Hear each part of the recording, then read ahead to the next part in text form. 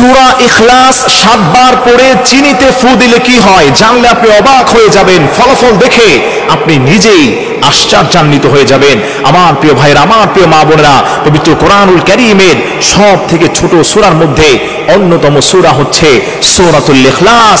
এই সূরা ইখলাসের মধ্যে আল্লাহ রাব্বুল আলামিনের যে বৈশিষ্ট্য আল্লাহ তাআলা দান করেছেন, কুল হুয়াল্লাহু আহাদ আল্লাহুস সামাদ লাম ইয়ালিদ ওয়া লাম ইউলাদ ওয়া লাম ইয়াকুল লাহু কুফুয়ান আহাদ। আল্লাহর যে গোলামটা এই সূরাটা পড়তে পারবে, আল্লাহ রাব্বুল ইজ্জাত আল জালাল ওই বান্দার উপর খুশি হয়ে যায়। কেউ যদি সূরাতুল ইখলাসকে 7 বার পাঠ করে চিনির মধ্যে ফু দিতে পারে, আল্লাহর কসম খেয়ে বলি সব থেকে বড় রোগ আপনার ভালো হয়ে যাবে। সেই রোগটি হলো, অনেকেই পেরেশানিতে থাকেন, ডাক্তার কবিরাজের কাছে আপনারা যান, বলেন হুজুর আমার চেহারার মধ্যে শূন্যতা নেই, আমার চেহারার মধ্যে সৌন্দর্য নেই, নষ্ট হয়ে যাচ্ছে, বেস্তা ব্রণে ভরে আছে। আমি আপনাকে বলি আপনি 1 সপ্তাহ কন্টিনিউ সূরাতুল ইখলাসকে 7 বার পাঠ করে অল্প একটু চিনি নিয়ে আপনি চিনিটা নিয়মিত খাওয়ার চেষ্টা করবেন। যদি চিনি খেতে আপনার সমস্যা হয়, আপনি একটা কাজ করবেন, অল্প একটু চিনি নিয়ে কোনো পানির মধ্যে আপনি মিশ্রণ করে ওই পানিটাকে আপনি নিজে খাবেন এবং আপনার চেহারার মধ্যে আপনি এটাকে মাসাহ করে দিবেন। আমার প্রিয় ভাইরা, 1 সপ্তাহ যদি কন্টিনিউ আমলটা আপনি করতে পারেন, আল্লাহর কসম খেয়ে বলি আল্লাহর কালামটা সত্য, আল্লাহ তাআলা নিজে সত্য, আপনার চেহারা যত মেস্তা ব্রণ আছে, যত দাগ আছে, আল্লাহ তাআলা দূর করে দিবেন। এটা আমার কথা নয়, আল্লাহর কালামের কথা। আল্লাহর কালাম থেকে যারাই শেফা চেয়েছে আল্লাহ তাআলা তাদেরকে সুস্থ করে দিয়েছেন।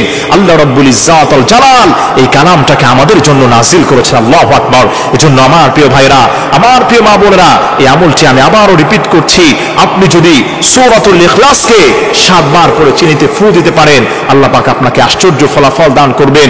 প্রতিদিন সকালবেলা ফজরের নামাজের পরে আপনি সূরাতুল ইখলাসকে বিসমিল্লাহ সহকারে আপনি 7 বার পাঠ করে যতটুকু চিনি আপনি পারেন আপনি নিজ হাতের মধ্যে অথবা ফ্রিজের মধ্যে নিয়ে আপনি সেখানে ফু দেওয়ার চেষ্টা করবেন। ফু দিয়ে আপনি ওই চিনিটাকে খাবার চেষ্টা করবেন। যদি আপনি খেতে না পারেন, একটা কাজ করবেন, ছোট্ট একটা গ্লাসের মধ্যে দেখা যায় 1 চামচ বা হাফ চামচ চিনি দিয়ে ওই পানিটাকে সুন্দরভাবে আপনি নাড়িয়ে নেবেন। নাড়ানোর পরে ওই পানিটাকে আপনি খাওয়ার চেষ্টা করবেন। এরপরে আপনি ওখান থেকে পানি নিয়ে আপনার চেহারার মধ্যে মাখার চেষ্টা করবেন। প্রতিদিন সকালবেলা এই কাজটা আপনি করবেন, সারাদিন এই পানিটাকে আপনি খাবেন, ব্যবহার করবেন। আবার প্রতিদিন এভাবে যদি 1 সপ্তাহ করতে পারেন, আল্লাহর কসম খেয়ে বলি আপনার যত পুরনো মেস্তা হোক, যত পুরনো দাগ হোক, চেহারাটা নষ্ট হয়ে গিয়েছে, আল্লাহর কালামের উপর আপনি ভরসা করেন। আর কেউ যদি আল্লাহর কালামের উপর ভরসা করতে পারে, আল্লাহ রাব্বুল আলামিন বলেন ওয়ামাইয়াতাওয়াক্কাল আলাল্লাহ ফাহুয়া হাসবু, আমার যেই গোলামটা আমি আল্লাহর উপর ভরসা করবে, আমি আল্লাহ তাআলা ওই বান্দার জন্য যথেষ্ট হয়ে যাই।